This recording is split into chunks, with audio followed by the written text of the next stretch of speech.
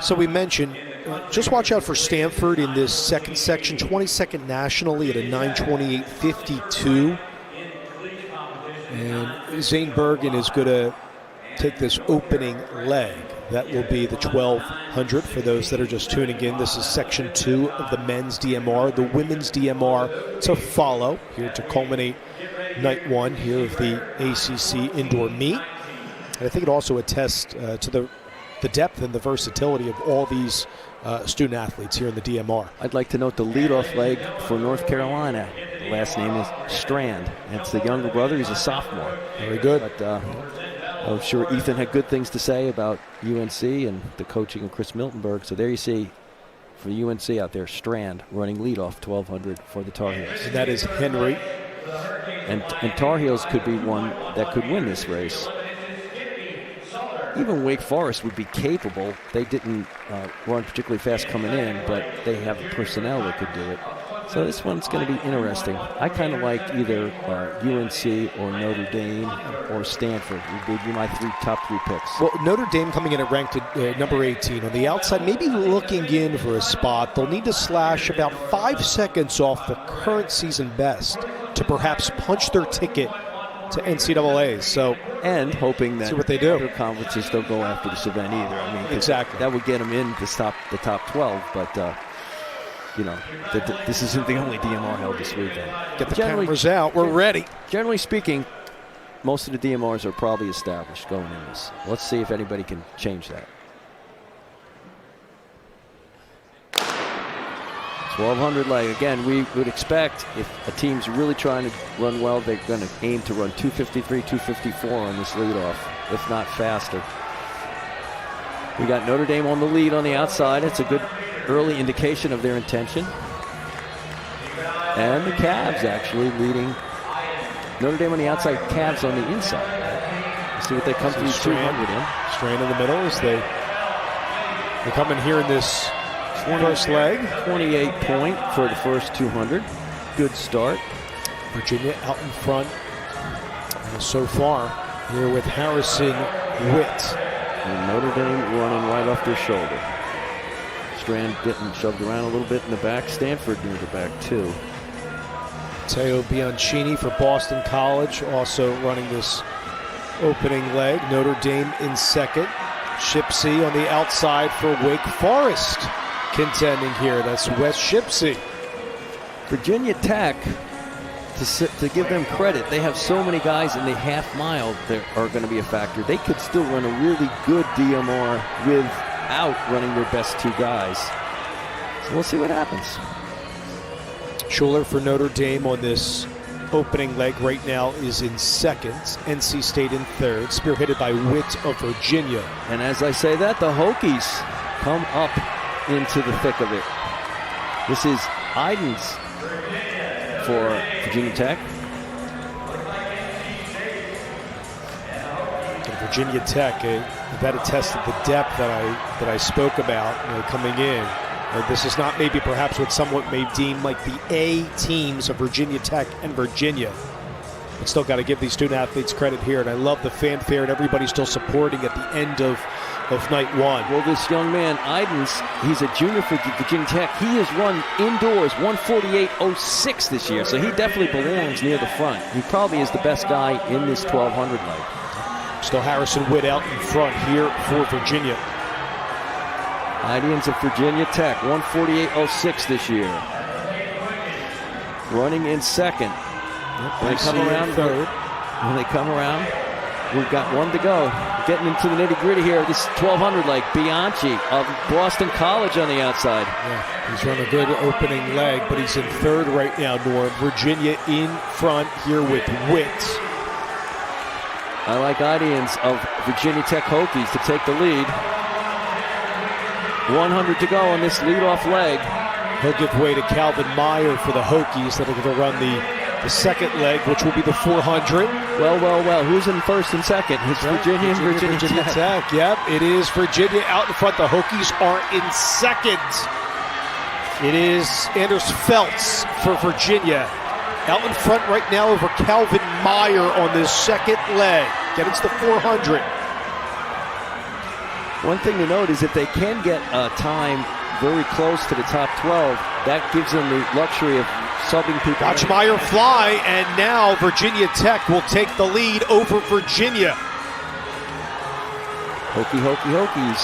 Meyer running the 400 leg, and then they'll hand off to another great half-miler on the third leg. We'll find out who that is shortly. Should be Reynolds for Virginia Tech. Okay. Virginia Tech, then Virginia. Reynolds is ready. Let's see the handoff here. It is clean. Virginia Tech out in front. Virginia in second. Boston College in third. Stanford in fourth. Reynolds is not entered in the 800 meters. He's over Alex Leith right now of Virginia, running this third leg, which is the 800. 3 laps to go. Virginia Tech leads, followed by Virginia. Boston College and then Stanford. Go ahead. Alex Leith of Virginia has run 150.48 this season. He has a PR of 149.10. So Leith legit in the 800.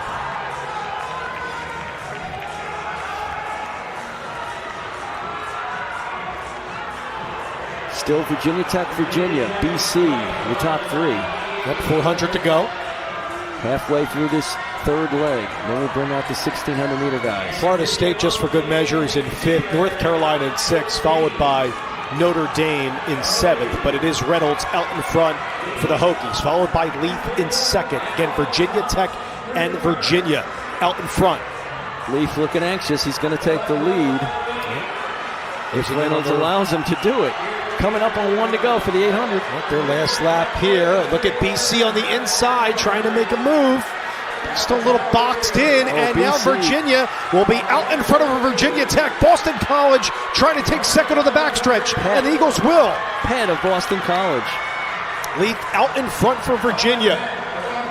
Getting set for those anchor legs right now. Virginia's going to send Justin Watchell to the line. Pat is going to outleg Leith. Wow, Boston College out in front. Colin Beatty has the lead. Final leg again, remember, a mile. Kelly on the outside for Virginia Tech. Now we'll jump into the top spot here for the Hokies. It's Roan Kelly.